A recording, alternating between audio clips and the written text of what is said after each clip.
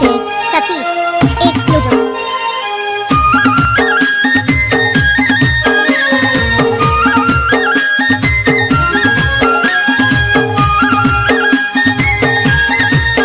क्या नाम है आपका?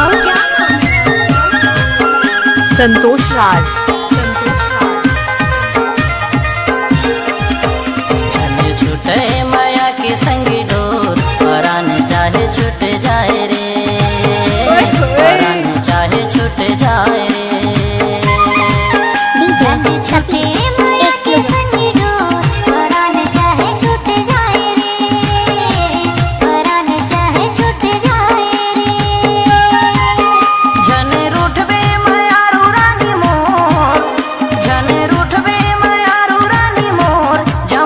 चाहे रूठ जाए हो, जमाना चाहे रूठ जाए ना, जमाना चाहे रूठ जाए ना।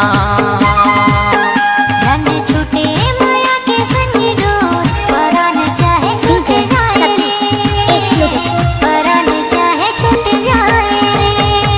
क्या नाम है आपका? संतोष राज के काम।